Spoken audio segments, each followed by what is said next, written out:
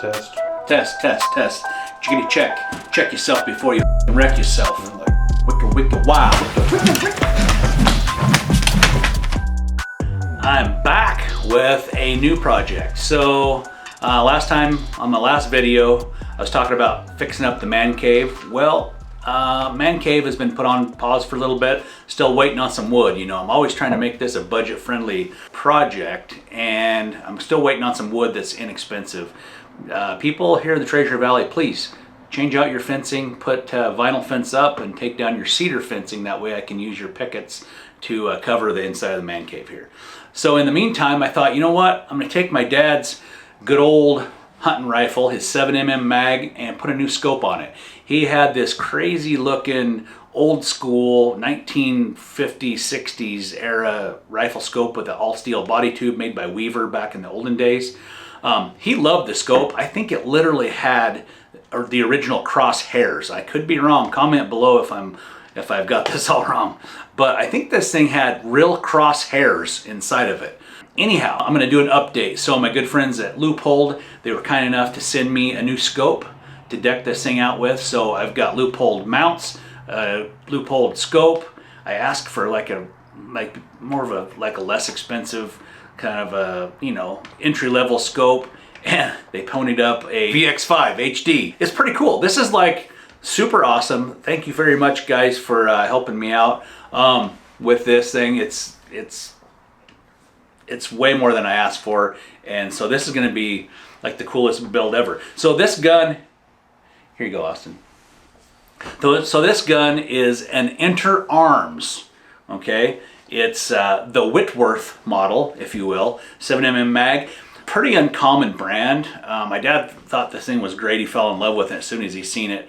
And he bought it. He's like, the bluing is exceptional, and he's like, and the most important thing of all, it's got the strongest action ever made, the Mauser action. So based on a Mauser 98 action, for all you gun nuts out there.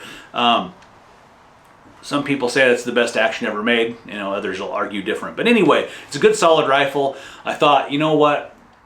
This would be a good time of year to fix this thing up and to get it to where I can feel confident when I shoot it. Every time I shot it with that old Weaver, I thought the freaking crosshairs were going to blow out of it with this 7 mag. So we're going to update it with this new scope, and we're going to go take it for a test run, get it sighted in, and have it hunt ready, just in case I decide I want to go hunting with it this fall. So anyway, let's get started here. Oh, by the way, I've got a little help today. I got a professional cameraman, Austin Durham. Hello. I don't know if he's very professional or not. He said some things earlier that were a little off color. But hey, you gotta work with what you got, and he's all I got right now. It's either that or he uses a cell phone. So anyway, back to business. By the way, before you do these kind of projects, I highly recommend getting the correct tools. So I got a fat wrench from Wheeler Industries. For years, I just used a good old screwdriver or whatever it was, a hex head driver, and got it close. I'm like, it feels tight enough, but man, you can really screw things up. I've done it myself. So anyway, I bought one of these at my local sporting goods store. It's gonna make life a lot easier for you. So don't forget to use one of these. They have all sorts of cool products. You're gonna see another one here in a minute. I'm not paid or sponsored by those guys anyway. I'm just talking about the stuff that we use here. So anyway, back to the project.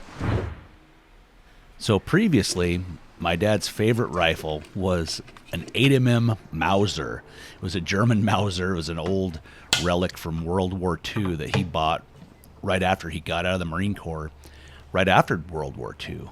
And he fitted it with a peep sight, and he killed lots of elk, lots of deer with this thing. And my dad had this little code of hunting ethics, and if he couldn't shoot an animal in the neck or the head, because he didn't want to waste any meat, if he couldn't do that, if he wasn't close enough to do that, then he wouldn't take the shot. So that's why he loved that 8mm with a peep sight.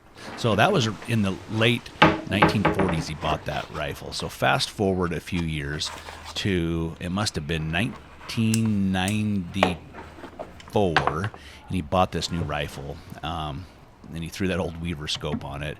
And he literally killed the very last elk that he ever shot.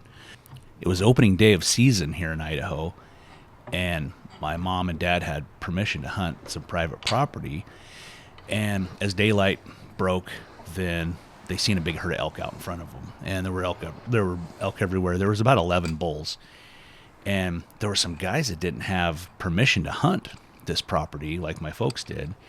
And anyway, my dad shoots a bull. It's a spike. He shoots the first spike that's closest to him, and he shoots it, and down it goes. And as they're making their way to the spike, some guy runs over and says, I got him.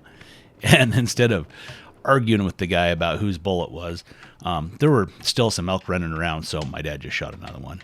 And he was able to fill his tag and have one go home with him. So 1994 was a great fall for us.